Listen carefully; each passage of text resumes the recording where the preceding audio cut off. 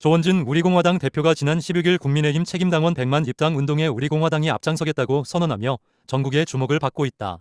조 대표의 이번 입당 운동은 단순한 세 확장을 넘어 정치개혁, 정당개혁, 보수개혁이라는 측면에서 의미 있는 시도로 평가받고 있다. 조 대표는 김문수 전 국민의힘 대선 후보를 차기 당대표로 공개 지지하며 현재의 국민의힘에는 더 이상 보수의 정체성을 기대할 수 없다고 강하게 비판했다.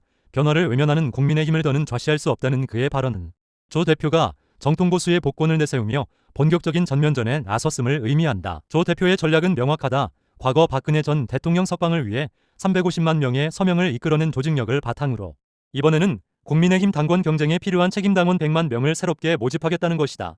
이는 곧 우리 손으로 당권 지형을 바꾸자는 시도이자 김문수 전 후보를 당 대표로 세우기 위한 분명한 플랜이다. 대선에서 패배한 김 전 후보 역시 여론조사에서 적지 않은 지지를 받고 있다. 특히 국민의힘 지지층과 60대 이상 KUPK 지역에서 강세를 보이며 한동훈 전 대표와 오차범위 내 접전을 벌이고 있다. 그러나 현실은 녹록지 않다.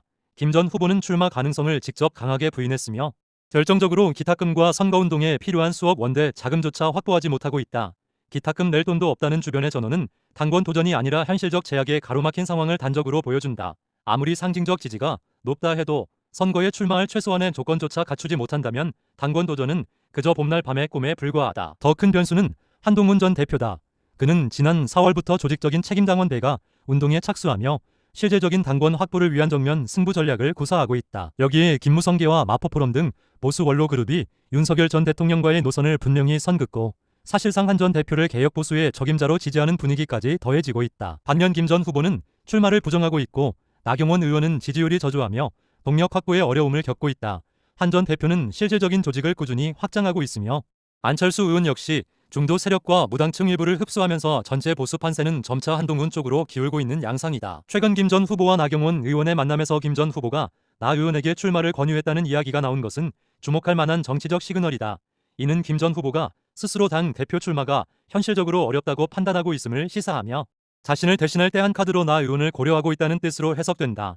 즉, 김문수 플랜이 무산될 경우를 대비한 플랜 B로서 나경원에게 힘을 실으려는 포석인 셈이다. 그러나 최근 여론조사 결과를 보면 나경원 의원은 5.3%의 지지율로 안철수 의원 9.6%이나 김용태 비대위원장 6.1%보다도 낮은 수준에 머물고 있다.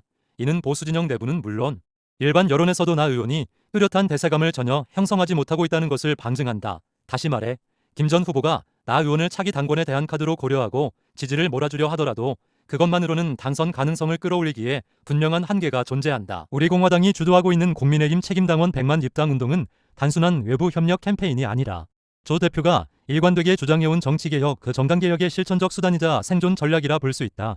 특히 이 운동은 우리공화당이 보수 정치의 변두리에서 벗어나 주류 보수 정당의 권력 지형에 직접 영향을 미칠 수 있는 유일한 기회라는 점에서 절박하다. 조 대표가 강조하는 정치개혁이란 단지 제도적 변화가 아닌 보수 진영 내부의 구조 개혁이다. 즉, 더 이상 기대할 수 없는 국민의힘을 외부에서 비판하는 데 그치지 않고 내부 권력 재편을 통해 보수의 정체성과 노선을 다시 쓰겠다는 의도로 읽힌다. 이를 실현하기 위한 구체적 방법이 바로 당원 대가 운동이다. 책임당원 100만 명을 조직하면 전당대회에서 실질적으로 표의 흐름을 바꿀 수 있을 뿐만 아니라 당내 주요 세력과의 협상력도 극대화된다.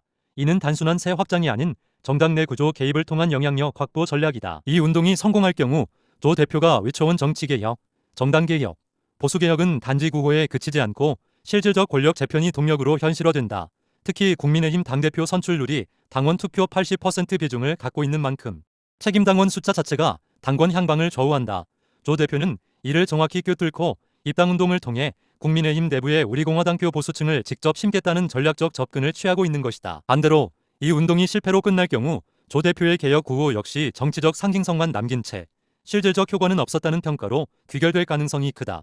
그러므로 이번 당원 대가 운동은 조 대표 개인의 리더십은 물론 우리공화당의 정치적 존재 가치, 보수 개혁 의지의 진정성을 동시에 시험받는 결정적 분기점이라 할 수 있다.